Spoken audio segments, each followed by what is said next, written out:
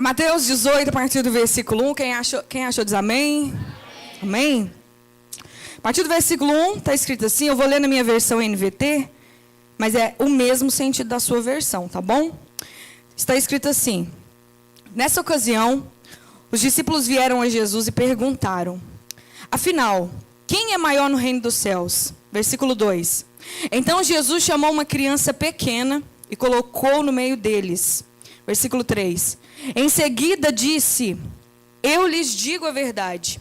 A menos que vocês se convertam e se tornem como essas crianças, jamais entrarão no reino dos céus.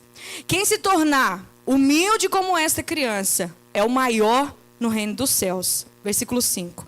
E quem recebe uma criança como esta em meu nome, recebe a mim. Pode se assentar? Glorificando o nome do Senhor.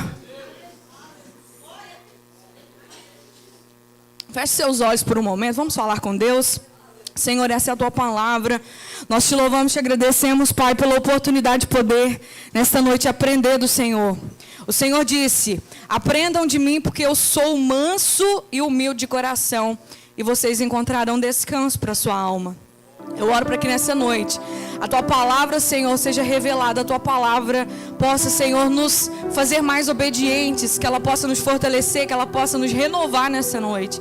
Que nós possamos sair daqui direcionados, porque lâmpada para os nossos pés é a tua palavra, Senhor, e luz para o nosso caminho.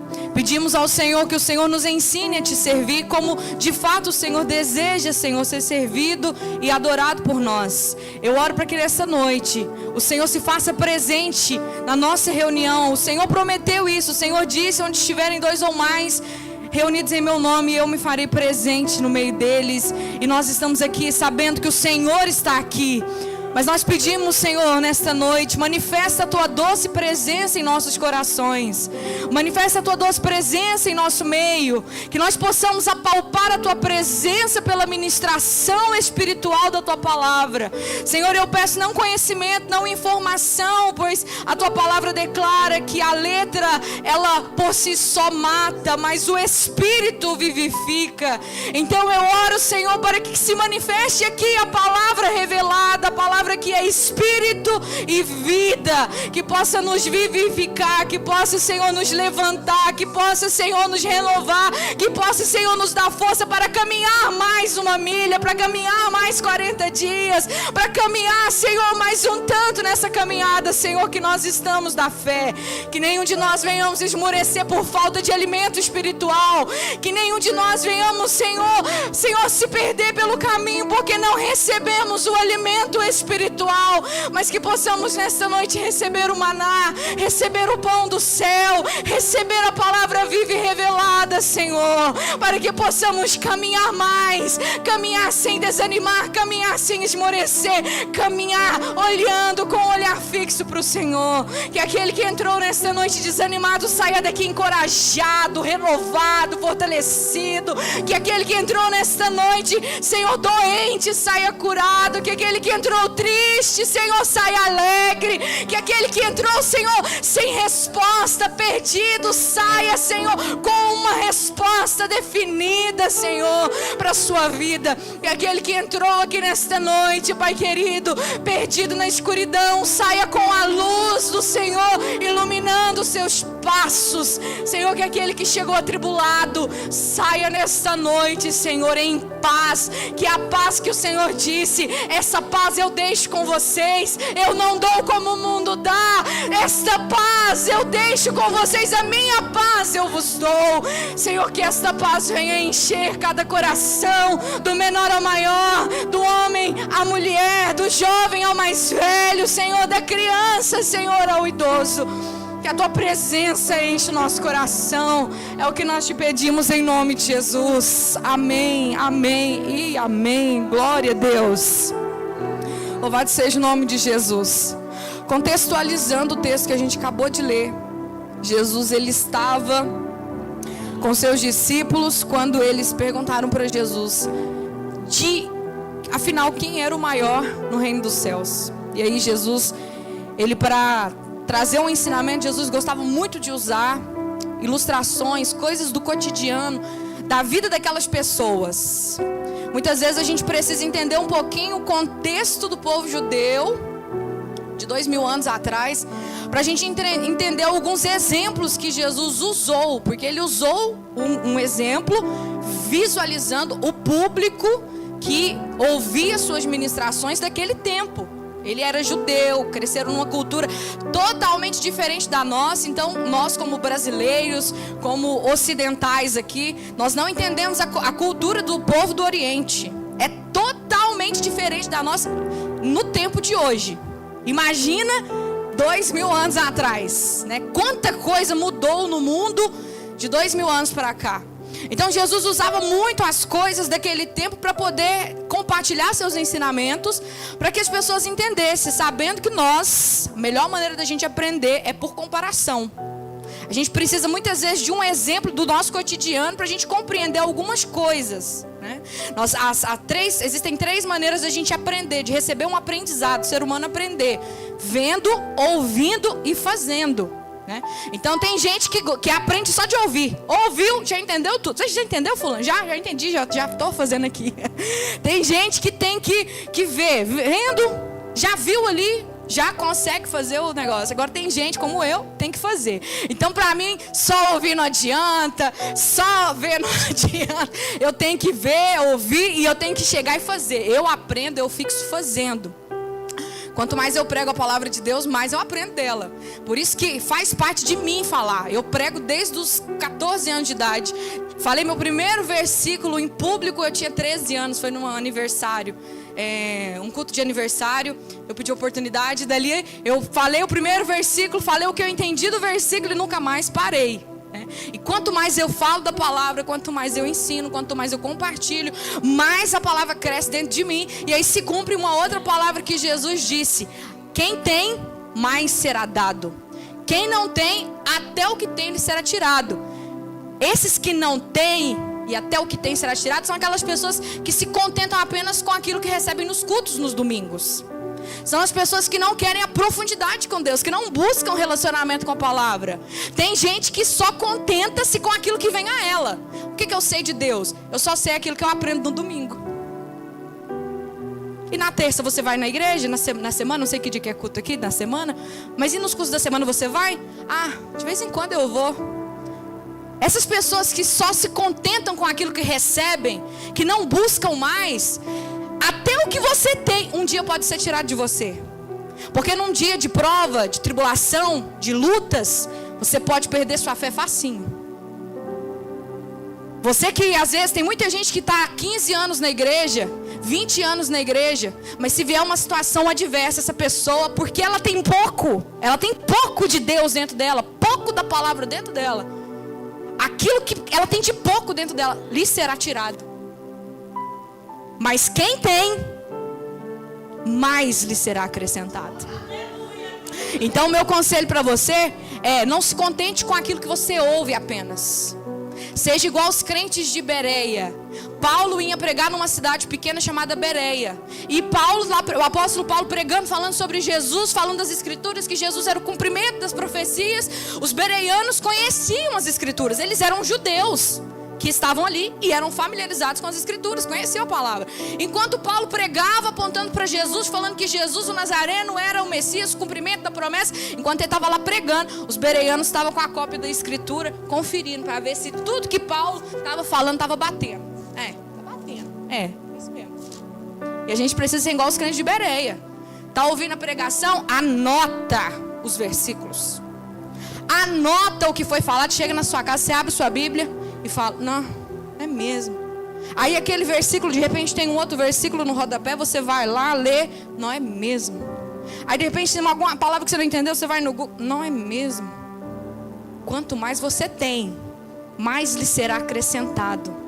Mas se você se contém com um pouco que é derramado sobre você nos cultos e não faz nada para ter mais de Deus, mais conhecimento do Altíssimo, até o que você tem um dia lhe será tirado. É isso que Jesus estava ensinando. Então a gente precisa compreender. Jesus usou muitos exemplos. E quando Jesus, naquele momento de pergunta dos discípulos, afinal, quem é maior no reino dos céus? Primeiro, para a gente entender essa pergunta, a gente precisa compreender um pouquinho o que é o reino, né? O reino de Deus. Quando se fala a palavra reino, qual que é a primeira coisa que vem na cabeça da gente? Reino. Primeira coisa que vem na sua cabeça? Os filmes da Disney. Os filmes de princesa.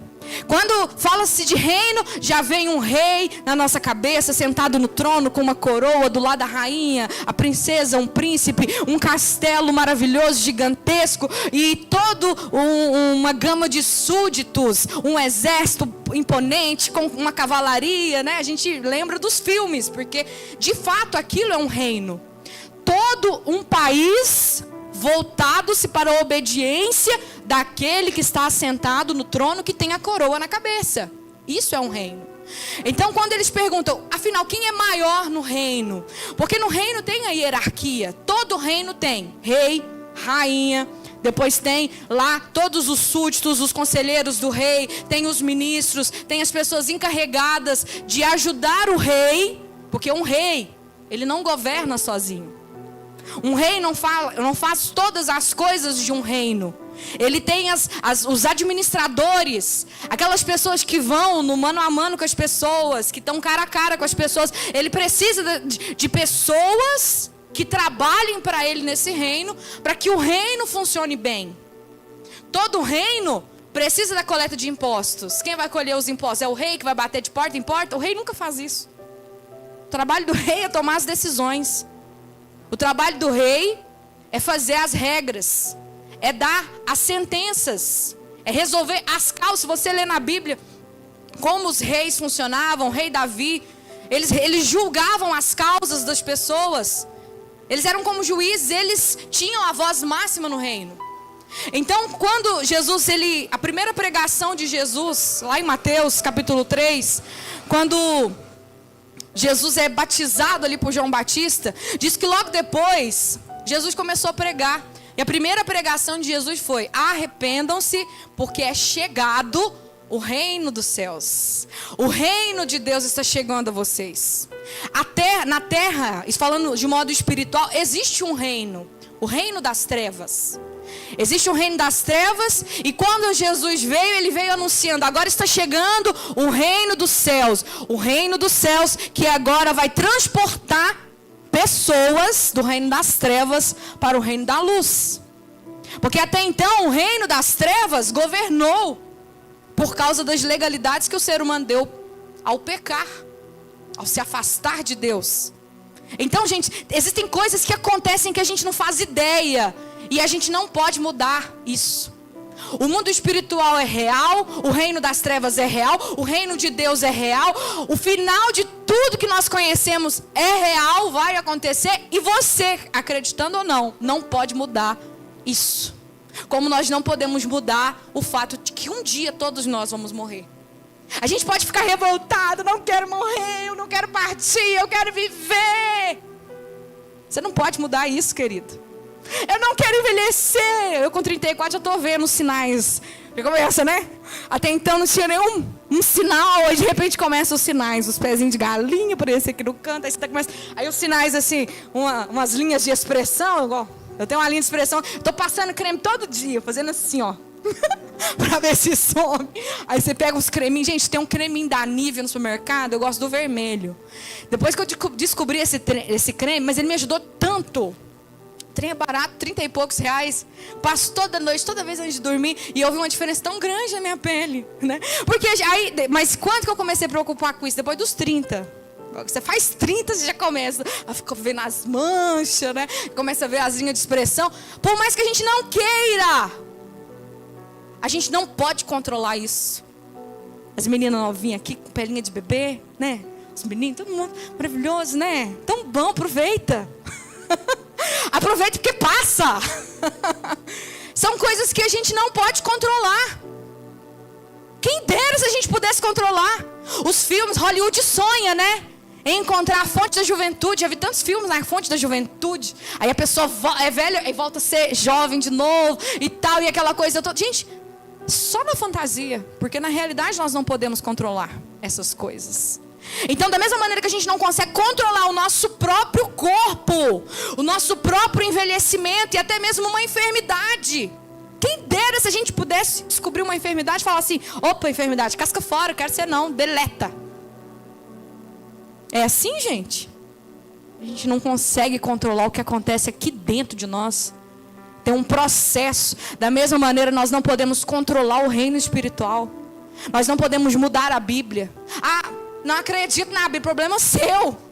Se você não acredita na Bíblia, ela não vai deixar de existir, e as coisas que nela estão escritas não vão deixar de cumprir, porque você não acredita. Mas quem acredita? Quem crê? Quem crê tem a vida eterna. Diz a palavra: quem crê em mim, Jesus declarou em João capítulo 7, versículo 37. Num dia de uma festa, Jesus levantou no meio da festa para todo mundo ouvir, e ele disse: quem crê em mim, como diz as Escrituras, do seu interior correrão rios de água viva. Quem crê nas Escrituras tem a vida eterna. João 3,16. Porque Deus amou o mundo de uma tal maneira que deu seu Filho único, para que todo aquele que nele crê não pereça, mas tenha vida eterna. O que Jesus prometeu para a gente foi vida eterna. Sabe, na vida eterna a gente não vai envelhecer. Na vida espiritual, além de viver aqui uma vida com Deus, a gente tem lutas. Eu não estou falando que a vida cristã é um mar de rosas, aonde a gente só vai sorrir, igual aquela propaganda do sorriso Colgate, né? Não. A gente vai chorar, a gente vai sofrer, a gente vai ter problemas, mas a gente nunca vai passar por esses problemas sozinhos. Jesus falou: vocês vão ter aflições, mas tenham bom ânimo, fiquem em paz. Eu venci o mundo, então vocês vão vencer também. A gente pode passar pelas lutas, pode chorar, pode sofrer, mas a gente tem que entender: Deus está com a gente. E Deus estando com a gente faz toda a diferença. José do Egito esteve na prisão por 13 anos, por crimes que ele não cometeu. Ele era um inocente. Foi vítima da sociedade, da situação em que jogaram ele. Ele não fez nada para merecer. Os 13 anos que ele passou ali no Egito, 12 anos dentro de uma prisão, 13 anos como escravo. Mas Deus, o diferencial, a Bíblia relata isso, que Deus estava com José. Deus estava, assim, ó, fala assim, ó, Deus estava. Ele venceu todos esses anos de injustiça, por quê? Porque Deus estava com ele. E quando ele fez 30 anos, num dia, ele acordou um prisioneiro lá nos calabouços, nas prisões terríveis do Egito. Ele acordou como um prisioneiro, como um ninguém, e dormiu como um governador. Porque no mesmo dia, Deus mudou a vida dele assim, ó. E ele foi dormir casado. Dormir casado e governador. O segundo homem mais poderoso da maior potência mundial daquele tempo. 3, 4 mil anos atrás. Por quê? Porque Deus estava com ele. Quando nós vivemos uma vida com Deus, entendendo que se agora eu ando com Deus, Deus está comigo, não importa a situação que eu vá passar na terra, Deus está comigo. Eu não preciso de mais ninguém, porque Deus está comigo. Então eu posso passar por isso, sim. Eu posso sofrer a injustiça, sim. Eu posso viver, sim, o abandono. Eu posso viver, sim, o momento da enfermidade. Não vou me revoltar contra Deus porque eu estou doente, não. Glória a Deus porque eu estou doente. Se o Senhor quiser me curar, Ele cura. Se Ele não quiser me curar, eu vou viver com Ele. Feliz, tranquilo, porque Ele está comigo. Porque tem muita gente que fica fazendo promessas em nome de Deus, né? Para o mundo inteiro. Falsas promessas. Você tem que ser curado.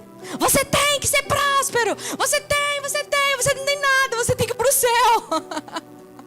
Você tem que crer no Evangelho para você chegar na vida eterna. Porque essa vida é passageira. Qualquer alegria e qualquer momento de entusiasmo, de empolgação que a gente viver aqui, passa. Pensa quantos momentos de alegria você teve que passaram.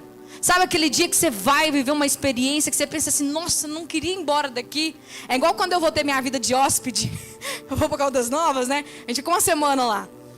Aí, vida de hóspede é bom demais. Você entra no hotel, você guarda suas coisas lá, você deixa sua cama desarrumada. Mas eu arrumo, né, a minha. Mas mesmo assim, se eu deixasse lá desbagunçado, na hora que eu voltasse, estava tudo arrumado. Alguém arrumou para mim lá. Não preciso cozinhar. Oh, maravilha. Não preciso cozinhar. Ô, gente, eu cozinho porque meu marido gosta da minha comida, mas eu não gosto muito de cozinhar, não. Mas eu cozinho segunda a sexta. Sábado, domingo é minha folga. Mas tem gente que gosta. Isso é porque eu, Poliana, não sou muito fã. Eu gosto de cozinhar assim, quando tem muitas coisas, né? Porque, igual eu falo com meu marido, ele fala assim, o almoço demora. É porque, na hora que eu vou fazer comida, eu faço um monte de ingredientes, um monte de coisa, né? Eu já penso assim, eu faço, eu não consigo fazer uma coisa só. Aí eu falo, demora por causa disso. Aí quando eu vou pôr a mesa, aí tá aquele trem, salada de vários tipos, eu tô assim... Eu queria fazer uma opção só. Aí é só para 2, né? Geralmente, quando eu faço almoço no dia, dá pro dia seguinte também. Mas, enfim. É muito bom você viajar. Mas a viagem passa assim, ó. Rápido. Você chegou, ficou às vezes 6 meses, 1 ano esperando aquela data da viagem. Aí, o dia que chegou a viagem, ela passou rápido nos seus olhos. Porque tudo, por mais bom que seja, passa, inclusive as coisas ruins, por mais ruins que sejam, elas passam. Eu já tive dores, momentos de dor, de chorar uma semana, de chorar um mês, de sofrer às vezes 1 ano por uma situação, mas passou, graças a Deus. Eu nem lembro do tanto que me doeu. Eu lembro da situação, mas não lembro da dor que eu sofri naquele tempo, naqueles dias, porque tudo passa. Mas aquele que faz a vontade de Deus, esse permanece para sempre. Então é importante a gente permanecer nessa fé. Então o reino de Deus, ele veio ser estabelecido para agora transportar as pessoas que não quisessem mais viver no reino das trevas, porque entendeu que o reino das trevas é abusivo. E o reino das trevas é abusivo. O relacionamento com o reino das trevas é abusivo. Quem vive no mundo acha que está vivendo pela sua própria vontade, mas ele também está sendo oprimido pelo mundo espiritual maligno, pelos demônios, pelos prazeres, pelos pecados. E tudo isso destrói o corpo da gente e destrói a nossa alma na eternidade, nos levando para a segunda opção, porque existem 2: ou céu ou inferno. Tem muita gente que não gosta de falar do inferno, mas a gente planeja tanta coisa na vida da gente, planeja onde vai morar, a roupa que vai vestir, o carro que às vezes quer comprar, a gente planeja o salário que quer ter, o que vai fazer com a aposentadoria, a gente planeja tantas coisas e as pessoas não se planejam para a coisa mais importante da existência delas, que é aonde elas vão passar a vida depois da morte, aonde você vai passar a sua eternidade. Isso é uma coisa que a gente precisa, de fato, atentar. Jesus deu o caminho, ele trouxe a luz, ele veio com o reino mostrando pra gente que tem uma saída, que existe uma vida eterna. Se existe morte eterna é porque por isso existe vida eterna. Então, antes era só morte eterna, porque o reino das trevas não fala de morte eterna. O reino das trevas, ele não é transparente, ele é mentiroso, enganoso. Diz a palavra que o rei do reino das trevas, que é o diabo, ele é enganador e pai da mentira. Ele mente e engana desde o princípio. Então não tem transparência no reino das trevas. Você nunca vai ouvir transparência no mundo sobre aquilo que você está fazendo, para onde aquilo vai te levar. Eles não falam. Mas no reino de Deus, a mensagem é: se arrependa para que você tenha vida eterna. Então existe esse reino. Esse reino aonde agora nós temos acesso. E para a gente ter acesso ao reino, a gente precisa se converter. Porque quando eles perguntaram para Jesus: o que a gente precisa para ser o maior? Aí Jesus falou: antes de vocês saberem sobre ser maior no reino de Deus, vocês precisam saber como fazer para entrar nele. Não adianta eu responder para vocês como ser o maior se vocês nem no reino estão, se vocês não conseguiram nem entrar dentro dele. E aí Jesus traz uma criança, ele pega uma criança, eu imagino, aqui na minha tradução fala uma criança pequena, então eu imagino que seja assim, uma criança na faixa de uns 5, 4 anos de idade. Por quê? A criança, ela tem várias fases, né? A fase do desenvolvimento. Uma criança até os 5 anos de idade, ela não se importa com muita coisa. A partir acima dos 5, elas já começam a entender um pouquinho mais as coisas, começa a ficar escolhendo coisas, escolher o que comer, ficar escolhendo, né? Tomando algumas decisões por causa da personalidade delas e tal. Mas é mais ou menos até os 4, 5 anos, bem pequenininha, elas não são muito de ficar escolhendo. O que você dá para comer, elas comem. Aonde você vai, elas vão junto. O que você põe nelas para vestir, elas vestem. Entendeu? Elas são assim, totalmente dependentes. Uma criança nessa idade, ela não precisa preocupar com o que ela vai comer. A preocupação do que vai pôr na mesa é dos pais. Uma criança dessa idade não precisa preocupar com look, com maquiagem, com roupa. Eu quero esse sapato, aquele. O que o pai e a mãe dá, tá tudo bem.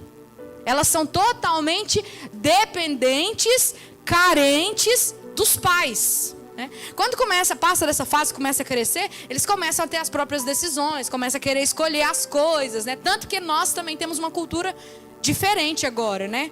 Antigamente os nossos pais davam e a gente recebia, porque naquele tempo não tinha muitas condições. Hoje, quando a gente vai dar alguma coisa pro filho, a gente já pergunta pro filho: qual que você quer, meu filho? Você quer esse? Você quer esse? Você quer comer esse aqui ou você quer comer aquilo ali? Né? Antigamente não era assim, né? Aí as crianças de hoje estão ficando mal criadas, assim, vamos dizer assim, em bom sentido. Vou falar isso porque eu também fiz isso com meu filho. O que você quer? Você quer isso? Você quer aquilo? Você quer aquilo? Porque a gente hoje pode dar. A gente pode dar as coisas, né? Então a gente põe para escolher. E aí, só que esse negócio de pôr para escolher, uma hora volta contra nós. Porque aí de repente você dá uma coisa, está nas suas condições, e a criança quer outra que está fora das suas condições. Mas você ensinou ela a escolher, agora ela quer escolher o melhor, né? Mas enfim, então quando Jesus traz essa criancinha para o meio, Jesus estava querendo ensinar para eles, mostrar para eles que no reino de Deus, primeiro você tem que se preocupar com o entrar. Eu até saí do texto aqui, ó. Primeiro você tinha que se preocupar com o entrar. E para entrar no reino de Deus, o que Jesus ensinou para aquelas pessoas? A menos que você se convertam e se tornem como crianças, jamais, essa palavra jamais é muito forte. Jamais. Jamais é o quê? Nunca. A menos que vocês se convertam e se tornem como uma criança, vocês jamais entrarão no reino de Deus.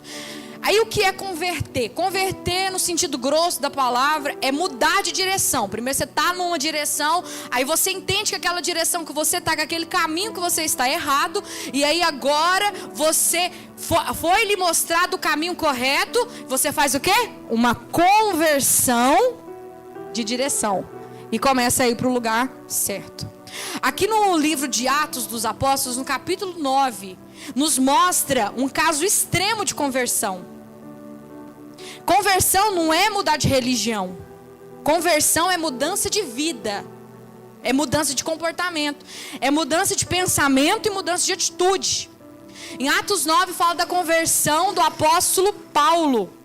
O apóstolo Paulo diz no capítulo 9 aqui de Atos dos Apóstolos que ele era perseguidor da igreja e certo dia ele estava na ânsia de matar os discípulos. Ele queria matar os discípulos de Jesus. Então, na ânsia, motivado pela ânsia de matar os discípulos, ele procurou as autoridades espirituais daquele tempo, os sumos sacerdotes, pediu cartas para ir às sinagogas da cidade de Damasco, porque ele pretendia chegar na cidade de Damasco e procurar os convertidos, os seguidores, que até então, naquele momento, eles chamavam de aceita o caminho, né? Hoje nós somos chamados de crentes, né? Evangélicos. Mas naquele tempo lá, eles chamavam os discípulos de Jesus de os seguidores do caminho, né? Com letra maiúscula. E aí o que acontece? Ele vai para Damasco, e na hora que ele estava chegando, se aproximando de Damasco, diz aqui capítulo 9, versículo 3, quando se aproximava de Damasco, de repente uma luz do céu brilhou ao seu redor, ele caiu no chão e ouviu uma voz dizer: Saulo, Saulo, por que você me persegue? E ele pergunta: quem és tu, Senhor? Perguntou Saulo. E a voz respondeu: sou Jesus a quem você persegue. E aí, diante daquela situação, ele é levantado, ele se levanta ali naquele momento cego, e ele é levado para Damasco, para dentro da cidade, vai repousar na casa de um homem. E enquanto ele estava ali, diz a palavra de Deus, que ele estava orando, e Deus mostrou para ele que viria um homem chamado Ananias falar com ele, e ele recuperaria a visão. Ele ficou 3 dias cego. Depois você lê o capítulo 9 na sua casa. Atos, capítulo 9 completo. E aí, quando Deus fala com Paulo que ia vir, com Saulo, que viria um homem chamado Ananias, orar por ele, para que ele voltasse a enxergar. Enquanto isso, o Senhor estava falando com Ananias. Só que quando Deus falou, Ananias, vai na rua direita, a casa de Judas, ao chegar lá, pergunte por um homem de Tarso chamado Saulo. E ele está orando neste momento. Mostrei-lhe na visão um homem chamado Ananias chegando e impondo as mãos sobre ele para que ele voltasse a enxergar. Versículo 13. Ananias, porém, respondeu, Senhor, eu ouvi muita gente falar coisas horríveis que esse homem vem fazendo ao teu povo em Jerusalém. E ele tem autorização dos principais sacerdotes para prender todos que invocam teu nome. E olha o que o Senhor disse para ele, versículo 15. O Senhor, no entanto, me disse, vá, pois Saulo é um instrumento que escolhi para levar minha mensagem aos gentios e aos reis, bem como ao povo de Israel. E eu mostrarei a ele o quanto ele deve padecer por meu nome. Então Ananias foi, chegando lá, ele encontrou Saulo. Ao impor as mãos sobre Saulo, ele disse, irmão Saulo, que eu acho que Ananias já estava naquele jeito lá, né? Tipo assim, deixa eu chamar ele de irmão aqui, para ele entender que eu sou da paz, né? Porque realmente Paulo era um homem agressivo, colérico, daqueles que, não mexe comigo não, porque você vai levar. Ele foi com o intuito de matar os irmãos. E aí Ananias, meio amedrontado, mas foi na obediência, porque quando a gente serve ao Senhor, a gente tem que andar na obediência, mesmo que aquilo que Deus mande a gente fazer loucura, a gente obedece. Então quando Ananias chega lá, fala, irmão Saulo, o Senhor me enviou aqui, viu? O Senhor Jesus que te apareceu no caminho para Damasco, me enviou para que você volte a enxergar e fique cheio do Espírito Santo. No versículo 18, olha a conversão de Paulo. Olha o que aconteceu diante de tudo. Isso aqui é conversão. No mesmo instante, algo semelhante a escamas caiu dos olhos de Saulo. Sua visão foi restaurada.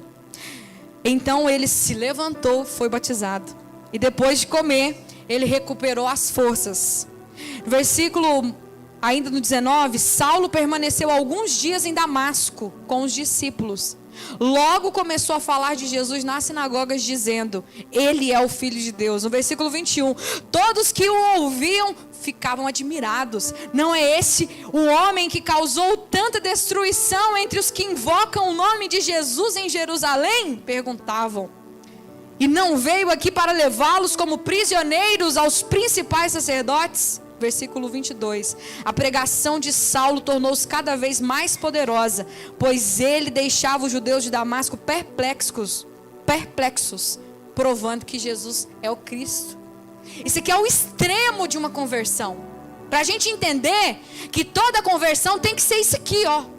Uma mudança de direção, uma mudança de conduta, uma mudança de caráter. Acontece do dia para a noite? Não. Mas acontece a partir de uma decisão de você não andar mais naquele caminho que você estava andando. É a partir desse momento. Você entendeu? Olha só para vocês verem. Saulo era judeu. Saulo, ele era fariseu. Ele era um homem religioso, conhecia as escrituras de cabo a rabo.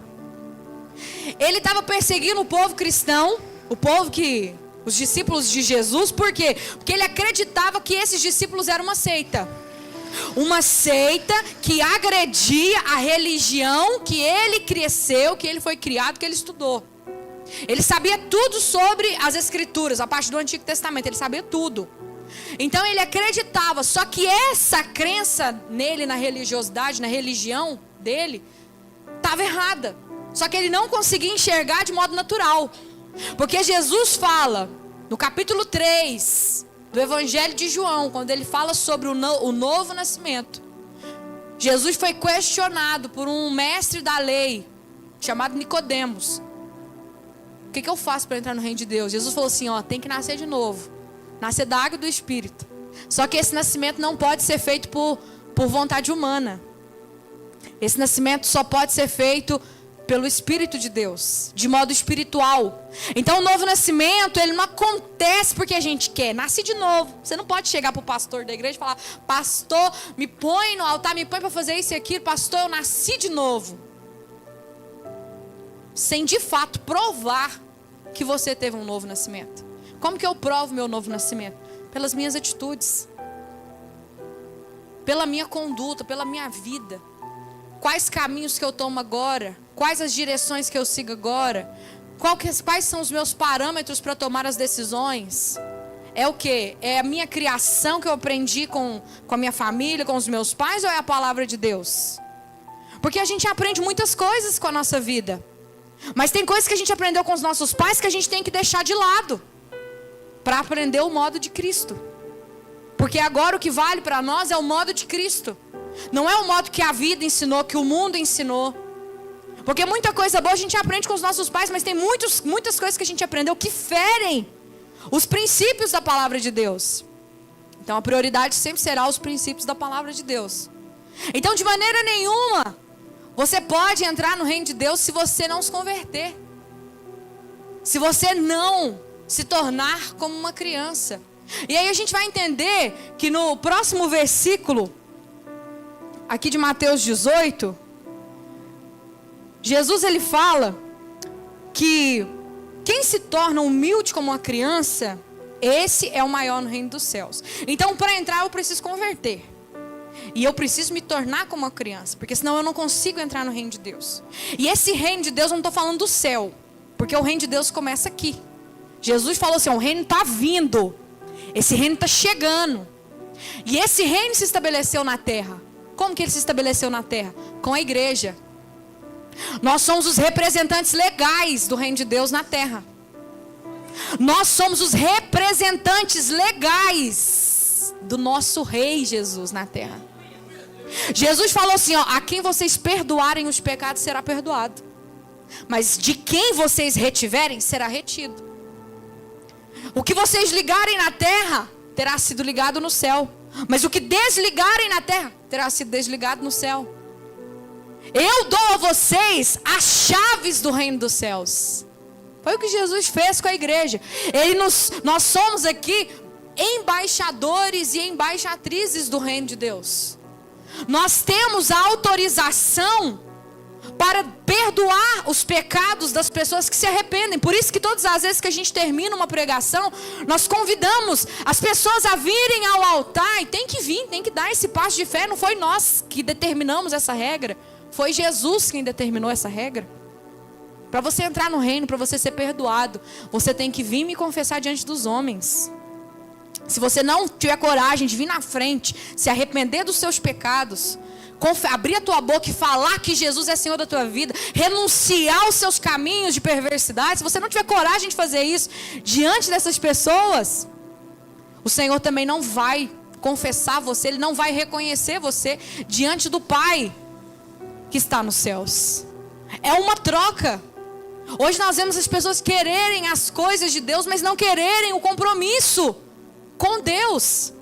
Querem as bênçãos de Deus, mas não querem o Deus da bênção. E não é assim no reino de Deus. No reino, ou você entra para trabalhar, ou você entra para viver. Então Jesus falou, vocês têm que converter e ser como uma criança para entrar no reino. Aí quando a gente entra no reino, que a gente passa por esse processo, eu aceitei Jesus Cristo na minha vida, na verdade Ele me aceitou, né? A gente fala, aceite a Jesus, mas na verdade é como se esse termo parece que, sabe, parece que a gente é muita coisa, né? Aceite a Jesus, né? Parece que aí a gente pensa assim, é muita coisa, nós não é nada. Diz a palavra que aquilo que a gente acha correto é como um trapo de imundícia. O trapo de imundícia eram os panos que as mulheres usavam no período menstrual.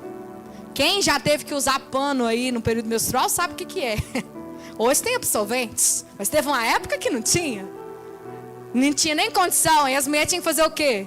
Lavar os paninhos. Mas na época de Jesus, naquele tempo antigo lá, nem sempre tinha água para lavar os paninhos. Então, aqueles panos que as mulheres usavam eram chamados de trapos de imundícia, porque eram panos que eram usados para conter o sangramento. E a palavra fala que as nossas justiças, aquilo que a gente acha correto, na verdade, diante de Deus, são como trapos de imundícia. A gente precisa aprender a justiça do Deus eterno. A gente precisa viver a justiça do Deus eterno, abrir mão das nossas e apoiar na justiça de Deus, porque sim, o trono dele é a justiça, ele está assentado, a base do trono dele é a justiça. Juízo e justiça são a base do teu trono, Senhor. Então é a justiça dele. Então, para entrar no reino, a gente tem que fazer isso, e eu fiz isso quando eu tinha 12 anos. Comecei com 12. Mas aí eu não achei que eu tinha feito direito. Aí depois eu fui de novo. Eu aceitei Jesus, assim, fui na frente entregar minha vida para Jesus no apelo umas 20 vezes. Aí eu já estava na orquestra da igreja. Não sei se eu tinha batizado ainda. Não tinha batizado ainda não. Eu batizei com 13. Mas eu já estava na orquestra, ensaiando lá nos instrumentos. Aí toda vez que fazia apelo, eu queria ter certeza da minha salvação, porque eu não tinha aquela certeza ainda dentro de mim, sabe? Que eu tinha abrido mão dos meus pecados, eu queria. Eu ainda cometi os pecados de adolescente, sabe? Às vezes respondia minha mãe, às vezes não lavava as vasilhas, escondia as panelas sujas de gordura debaixo do fogão. Aí eu chegava no culto, minha consciência pesava, né? Porque minha mãe tinha pedido para me lavar tudo, né? Aí chegava no culto, vem aceitar Jesus. Para você, Deus perdoar seus pecados. Assim, eu estou com pecado, Senhor, tem misericórdia. Aí eu fui lá umas 20 vezes. Até que um dia o maestro falou assim: Poliana, pelo amor de Deus, para de ir na frente aceitar Jesus. Você já é crente, Jesus já te aceitou. Não precisa você aceitar Jesus mais, não. Porque senão o povo vai achar que o povo da orquestra está tudo desviado. Aí eu falei: não, então tá bom, Jesus então me aceitou. Então tá bom, Senhor, eu recebo o teu perdão, eu recebo a salvação na minha vida. E depois eu passei pelas águas batismais, com 13 anos, recebi o batismo com o Espírito Santo. E graças a Deus, quando você entra assim no reino, sua visão muda, sabe? Quando você passa assim pelo novo nascimento, pela conversão, a forma como você vê as coisas de Deus é diferente. Aí você pensa assim: mas eu não via isso, eu não conseguia enxergar isso antes. Sabe, o sobrenatural se abre para você, o espiritual se abre para você. Você começa a ter experiências no reino que você nunca teve.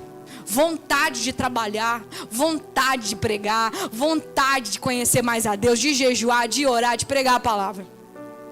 Então, para entrar no reino, precisa desse novo nascimento. E para permanecer do reino, precisa continuar buscando a Deus, porque os tempos de esfriamento espiritual sempre batem. Estou com 34, né?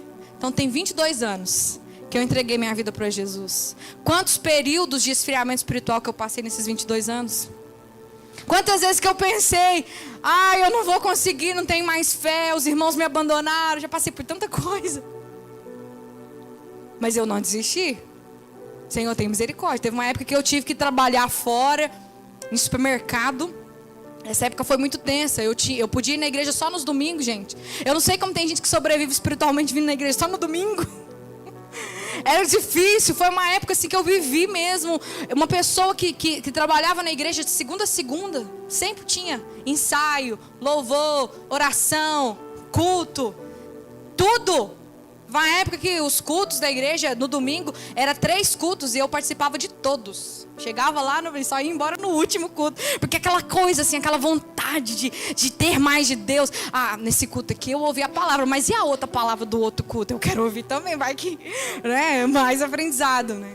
Então, mas aí já chegou os momentos que eu não quis ir na igreja, que eu não queria, que eu não estava com vontade, que eu não estava bem. Aí o que você tem que fazer? Você tem que voltar ao primeiro amor.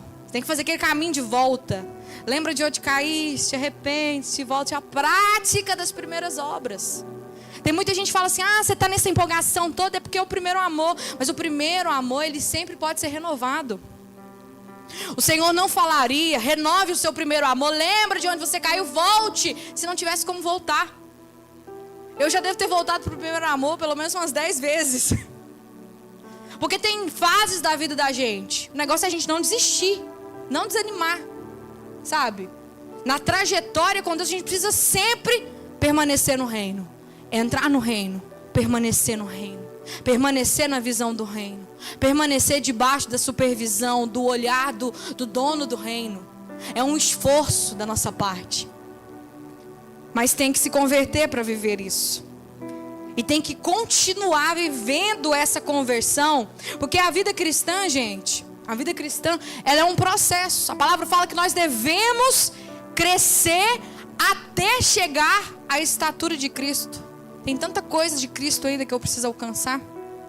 É muito aprendizado ainda. Porque a palavra fala, profundidade das riquezas, tanto da sabedoria como do conhecimento de Deus. O conhecimento de Deus é profundo. Não existe, por mais que a pessoa tenha doutorado, mestrado em teologia, por mais que tenha lido a Bíblia milhares de vezes, todas as vezes que a gente vai para a palavra, o Senhor traz algo novo da palavra, ela se renova, sabe? Deus traz algo daquele dia para nós. Tem muita gente que julga que a vida cristã, a vida com Deus é cansativa, é enfadonha. Igual o povo de Israel no deserto, chegou um momento que eles não queriam mais o maná. Eles estão enjoados desse maná. Nojo. Eles ficaram enfadados do pão. E Jesus é o pão vivo que desceu do céu. E tem muita gente que às vezes se enfada. Não, a gente não pode. Relacionamento é construído. Da mesma maneira que a gente precisa nutrir o casamento, precisa nutrir relacionamento com os filhos, a gente precisa renovar. Gente, todos os dias o nosso organismo renova, sabe? O nosso corpo, ele trabalha para renovar. Quando você se machuca, tá lá seu corpo, suas células trabalhando para regenerar aquela parte machucada. Todos os dias o nosso organismo está se renovando, as nossas células se movimentando. O nosso corpo biológico, ele se movimenta para que a gente possa ficar vivo. Porque vida é isso, vida é movimento. Da mesma maneira a gente precisa nutrir os nossos relacionamentos com as pessoas e principalmente nosso relacionamento com Deus. Tem que movimentar, tem que se mexer. Eu tô acomodado, tô ruim, tá ruim do jeito que tá. Então faz alguma coisa, sacode. Tira a bunda da cadeira, do banco, do sofá, da cama. Sabe, faz alguma coisa, desperta-te. Como diz a palavra, desperta-te tu que dorme. E Cristo te esclarecerá. Deus não vai fazer por você o que você tem que fazer. A parte dele ele faz. Mas o levanta-te é conosco. Quando Jesus chega lá na casa de Jairo, ele fala para a menina o quê?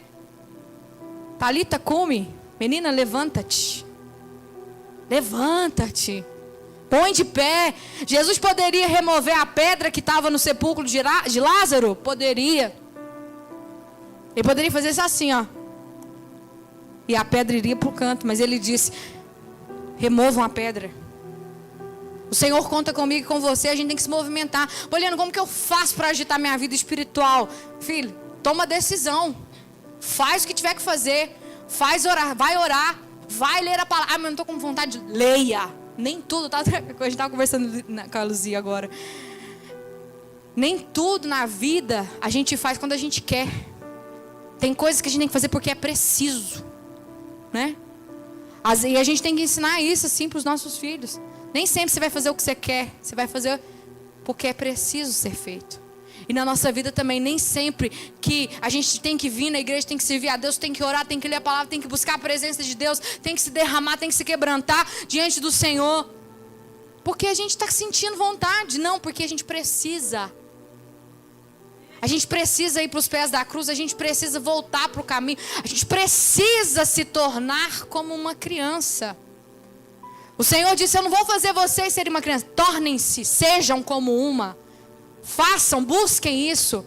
Sejam humildes, sejam simples, sejam dependentes.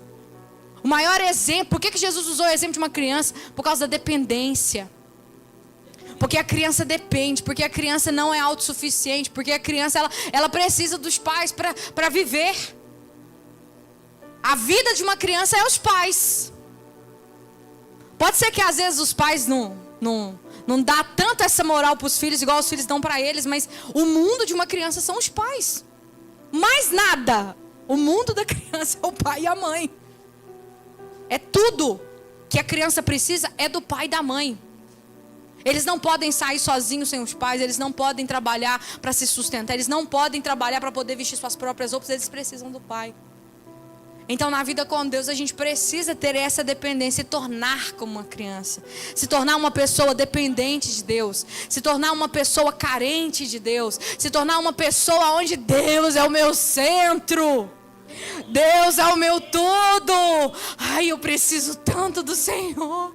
Eu não posso viver sem o Senhor, Pai. Eu não posso viver sem a Tua palavra. Eu preciso conhecer o Senhor, porque eu preciso que o Senhor ilumine a minha vida, ilumine o meu caminho, ilumine. Eu vou tomar uma decisão. Não, eu tenho que ir na palavra para mim poder aprender e tomar a decisão certa.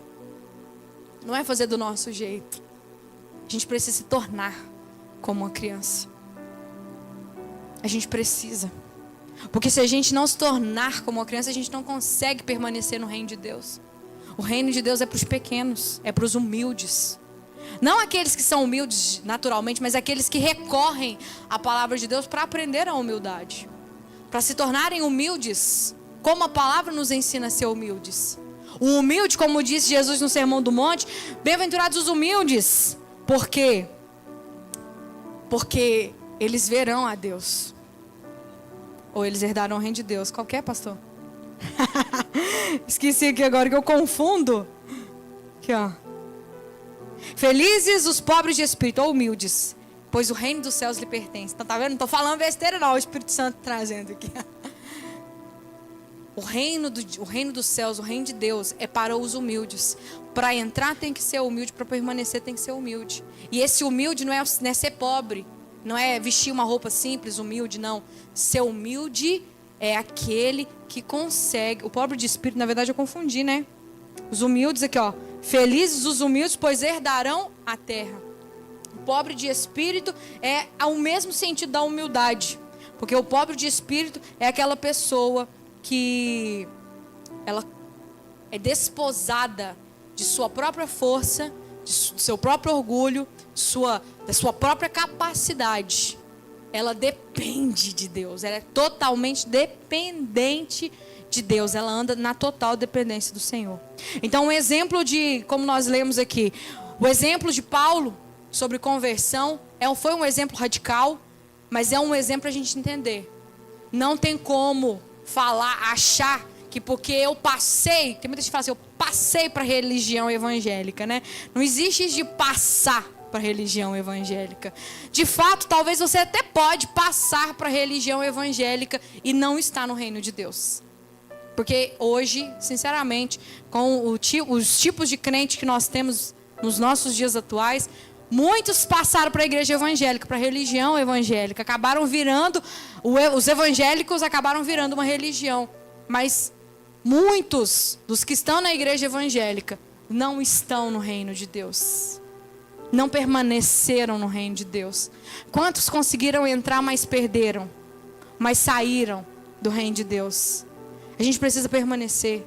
A gente precisa continuar dependente de Deus. A gente precisa continuar buscando a presença de Deus e nos esforçar. Sabe por quê, meus irmãos? Porque um pouquinho de tempo e o que há de vir virá. Não tardará.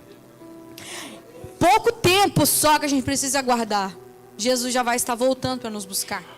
E a gente precisa estar preparados.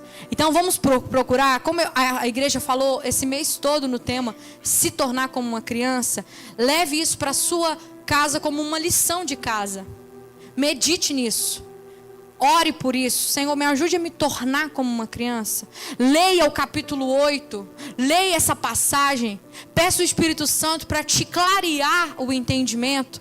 E comece a pedir, Senhor, me ajude a me tornar como uma criança. Me ajude a permanecer sendo como uma criança. Me ajude, Senhor, a estar no reino de Deus. Pergunta para Deus se você está no reino. Se você está, faça uma autorreflexão. Será que eu estou no reino de Deus mesmo? Será que eu estou dentro? Será que eu estou enxergando o reino de Deus? Será que eu estou vendo as necessidades do reino de Deus? Será que Deus pode contar comigo nesse reino? Que peça eu sou neste reino? Eu estou dentro ou estou fora? Eu não posso dizer isso ao seu respeito. Eu só posso fazer essa autorreflexão entre eu e o Espírito Santo. Entre eu e Deus. Só você e Deus sabe se você está no reino ou não. Só que eu vou te dizer uma coisa. Aquele que está no reino, ele mostra frutos do reino. ele mostra transformação de vida, porque ele está no reino. Gostaria de convidar vocês a colocar de pé comigo nessa noite. Nós vamos fazer uma oração. Tem muitos rostinhos novos, eu sou muito grata pela oportunidade de vocês me convidarem, né? Eu já me sinto em casa, né? Pode saber que todo ano, Poliana Amaro está aqui. Ai, que não pare, né? Eu amo essa igreja, está no meu coração. Fiquei sabendo que vocês estão construindo o templo, que Deus abençoe, abra as portas, né? Daqui uns dias nós vamos pregar então no templo novo, em nome de Jesus. Mas se tem alguém aqui nessa noite que precisa, que quer ser perdoado hoje por Jesus Cristo, pela igreja, se você quer mudar de direção, se você quer começar, a conversão ela começa no entregar a vida para Jesus. É aqui que começa. Paulo teve um encontro com Jesus no caminho de Damasco. A luz de Cristo brilhou na alma dele. E naquele momento, ele teve que perder a visão das coisas erradas que ele tinha da vida, para que ele pudesse enxergar agora, de fato, quem era Jesus Cristo. E a vida dele nunca mais foi a mesma. Tanto que a maior parte da doutrinação da igreja foi escrita pelo apóstolo Paulo. 13 cartas doutrinárias. Muitas das coisas que a gente vive hoje na questão do apostolado, da ordem ministerial, quem escreveu? O apóstolo Paulo. Ele trouxe, ele organizou a igreja do Senhor, a forma litúrgica, quem fala sobre culto, quem fala sobre disciplina, sobre um monte de coisa, sobre Santa Ceia, quem organizou a maneira da gente prestar cultos a Deus, foi o apóstolo Paulo. Foi um cara que converteu de verdade mesmo, que ele deixou Deus usar a vida dele, ele se gastou e se deixou gastar no reino de Deus. E o Senhor nos chama para isso, sabe por quê, meus irmãos? O tempo está curto, ó. A seara é grande, os trabalhadores são poucos. O Senhor Jesus disse: peçam, roguem ao Senhor da seara que envie mais trabalhadores. Então nessa noite, se você está no reino, mas estava desanimado, seja avivado pelo poder do Espírito Santo. Se você está no reino, precisa acender dentro de você a chama, a visão do reino, que o Senhor acenda essa chama no seu coração. E se você está aqui nessa noite e deseja, se tem alguém aqui que quer nessa noite dar esse primeiro passo de conversão, entrar no reino de Deus, não, Poliana, eu sinto que eu não estava no reino de Deus, mas agora eu quero entrar no reino de Deus. Jesus falou que de maneira nenhuma, jamais eu vou conseguir entrar se eu não me converter. E se eu não me tornar como uma criança, eu não vou perder essa oportunidade, não. Eu vou aproveitar esse passe livre que o Senhor Jesus Cristo está me dando. Então eu te convido, você que quer ter certeza, quer entrar. Não tenho certeza. Mas eu quero ter certeza, eu quero sair daqui com a certeza. Essa noite é a noite da gente sair daqui com a certeza. Você está no reino de Deus ou você não está? Você tem certeza disso? Você está enxergando como reino? Então eu gostaria que os irmãos fechassem os olhos. Vamos ajudar aqueles que precisam vir aqui na frente. Não é vergonha vir na frente, viu, gente? Eu tive que parar de vir na frente porque me pediram. Eu queria era ter certeza que eu estava no reino. Tudo que eu queria era ter certeza. A certeza de estar, de fazer parte, é mais importante do que a vergonha de dar um passo na frente. Nós somos todos irmãos. Quem aqui nunca veio na frente precisa vir. Se tem alguém aqui que virou crente e não veio aceitar Jesus e não veio entrar no reino, precisa vir. Tem que vir. Foi quem disse isso? Foi Jesus, não fomos nós. Nós não estabelecemos as regras. Foi o Cristo que se fez carne, que estabeleceu como as coisas no reino dele deveriam funcionar. Então, se nessa noite você quer ter certeza, eu gostaria de convidar você a dar um passo de fé. Vem aqui na frente. Nós vamos orar por você. O pastor dessa igreja vai orar por você. Nós vamos fazer aquela oração para que você saia daqui com a certeza. Sou crente, sou membro da igreja, mas não sinto mesmo, não senti. E eu quero sair daqui sentindo. Não precisa ter medo, não precisa ter vergonha. Porque os irmãos estão com os olhos fechados, só eu que estou com o olho aberto, né? Os irmãos estão com olhos fechados. E afinal de contas, todos nós somos igreja. Então se tem alguém, venha. Se não tiver, nós vamos orar. Glória a Deus que está todo mundo no reino. É entre você e Deus. Eu não perderia essa oportunidade se eu não tivesse certeza. Se eu não tivesse certeza, eu não perderia essa oportunidade. porque amanhã é outro dia. Então, se tem alguém aqui nessa noite, pode vir enquanto a canção é cantada. Nós vamos orar juntos e vamos sair todos daqui com essa certeza. Eu quero me tornar como criança, Senhor. Quero ser como criança, te amar pelo que é, voltar à inocência,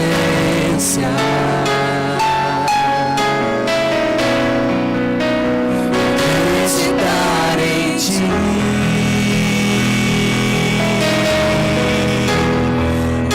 Às vezes sou levado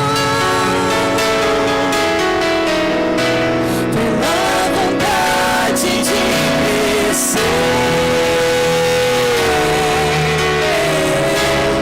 torno-me independente e penso de simplesmente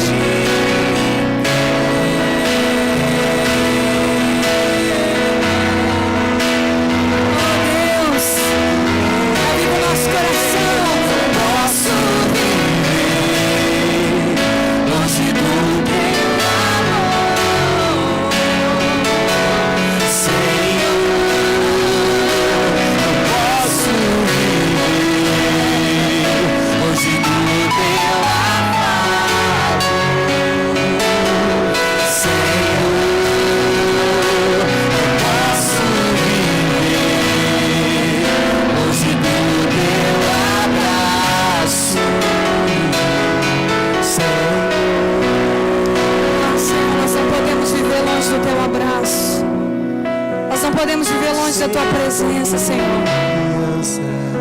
Eu sei que nessa noite existem pessoas que precisam levar um up, ter a sua vida espiritual renovada, avivada.